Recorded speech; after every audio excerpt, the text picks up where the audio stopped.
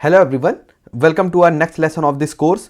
तो इस लेसन में जो हम लोग सीखेंगे वो ये कि किस तरीके से हम लोग अपने कैंपेन्स को ऑप्टिमाइज कर सकते हैं और कैसे उसको स्केल कर सकते हैं। ठीक है, तो चलिए सीखते हैं। तो मैं वही अपने ऐड अकाउंट का एग्जांपल लूंगा। ये one of the add account है मेरे क्लाइंट का, जैसा कि मैं आपसे पहले भी शेयर कर चुका हूं। तो एक बार मैं ये दिखा दूं, कैंपेन टाइप पे मैं आ जाऊं, वीडियो पे इधर आ गया अप्लाई। ठीक है, अब आप देखेंगे यहां पे मैंने मल्टीपल कैंपेन्स अपने क्लाइंट्स के लिए लॉन्च किए हैं। अब ये किस लिए मैंने लॉन्च किए हैं, ताकि मैं ये जान सकूं कौन सा कैंपेन इनके लिए बेस्ट रिजल्ट्स दे रहा है। तो कोई भी कैंपेन्स, मैं आपको एक चीज बहुत अच्छे से समझा दूं, जब कभी भी आप कोई भी मतलब अपनी यूट्यूब एड सेटअप करो तो एटलीस्ट 3 to 4 कैंपेन्स बनाओ, और वो जो 3 to 4 कैंपेन्स होंगे उसमें आप करेंगे टेस्टिंग। टेस्टिंग किस बेसिस पे होगी? टारगेटिंग के बेसिस पे होगी। एड सेम रहेगी, एड कॉपी सेम रहेगी, बस खाली टारगेटिंग थोड़ी डिफरेंट हो जाएगी। अब उसके बाद आपको कैसे करना है, चलिए वो भी अभी दिखाता हूं।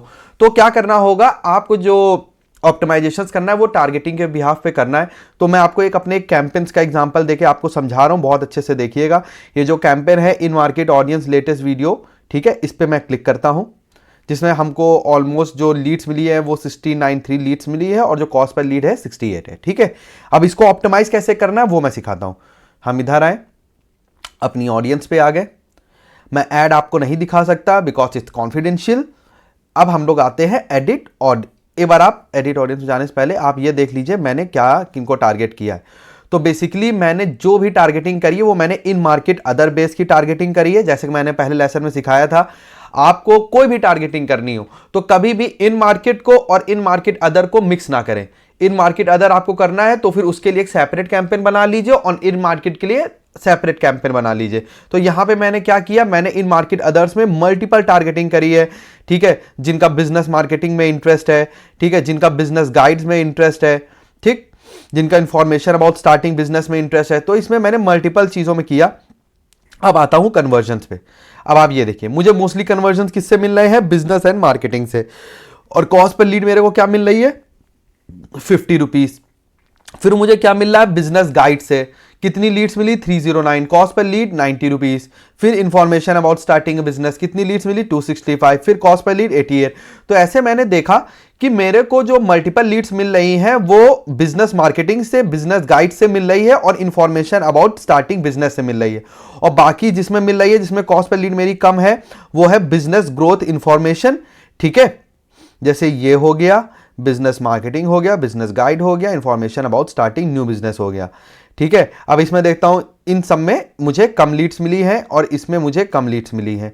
ऑलराइट, तो अब मैं क्या करूंगा, अब मुझे स्केल करना है। तो अब मैं क्या करूंगा, मैं कैंपेन्स पे जाऊंगा। तो अब आपको करना क्या है, आपको जाना है, इसी को कॉपी करना है एंड देन फिर आप इसी कैंपेन को पेस्ट कर देंगे जो मैंने आपको पहले सिखाया था। फिर आपको क्या करना होगा, ये जो ऑडियंस है इस ऑडियंस में जाके हम इधर आ जाते हैं। इस ऑडियंस में जाके खाली बिजनेस स्ट्रेटजीज और बिजनेस मार्केटिंग को आपको चूज करना पड़ेगा जिसने आपको अच्छे रिजल्ट्स दिए हैं, और बाकी सबको आप हटा देंगे। ठीक है, तो जैसे मैं ऑडियंस पे आया, मैंने देखा कि मेरे को बिजनेस मार्केटिंग, बिजनेस गाइड्स ने और इंफॉर्मेशन अबाउट स्टार्टिंग बिजनेस ने अच्छे रिजल्ट दिए। तो अब मैं जो नया कैंपेन क्रिएट करूंगा उसमें मैं खाली यही तीनों को मैं टारगेट करूंगा, बाकी किसी को नहीं करूंगा, और फिर उसमें बजट डाल के उसको स्केल करने की कोशिश करूंगा। ठीक है, और उसके बाद अगर आप कोई भी ऐड अपनी टेस्टिंग में लेते हो, ठीक है, फॉर एग्जांपल आपने 3 ऐडें टेस्टिंग ली थी, फिर आपको उसमें देखना होगा उन 3 में से कौन अच्छा परफॉर्म कर रही है। तो फिर न्यू कैंपेन पे जाके यही तीनों आपको टारगेटिंग करके आपको क्या करना होगा, वो ऐड को लगाना होगा जिसने अच्छा परफॉर्म किया है। लेकिन स्टार्टिंग में आपको अच्छे से ऐड रन करनी है। जो भी आपका कीवर्ड्स पे आप टारगेट कर रहे हो या इंटरेस्ट बेसिस पे आप टारगेट कर रहे हो, उस तरीके से करो। फिर देखो ऐसा कौन सा इंटरेस्ट है जिससे आपको अच्छे रिजल्ट्स आ रहे हैं, ऐसी कौन सी ऐड है जिससे आपको अच्छे रिजल्ट्स आ रहे हैं। फिर आप न्यू कैंपेन, उसी कैंपेन को डुप्लीकेट करिए। जो टारगेटिंग वर्क नहीं कर रही थी उसको हटा दीजिए, जो टारगेटिंग आपकी पहले वर्क करी उसको रहने दीजिए, और जो हाईएस्ट परफॉर्मिंग ऐड है उसको रहने दीजिए और अपना कैंपेन रन करिए। ये आपको करना है। ठीक है, आई होप इतनी बात आपको समझ में आ गई होगी। और फिर आपको क्या करना होगा, आपको यह एनालाइज करना होगा कि जो भी आपका डेली एड्स बजट है, ठीक है, जैसे लिमिटेड बाय बजट लिख के आता है, तो इस पे क्या होता है, जैसे हमने इस पे क्लिक किया, अब ये हमको गूगल रिकमेंड कर रहा है कि इतना हमें करना है, ठीक है। तो आप अपने पॉकेट के हिसाब से इसको आप रिकमेंड वाला आप जरूर करिए।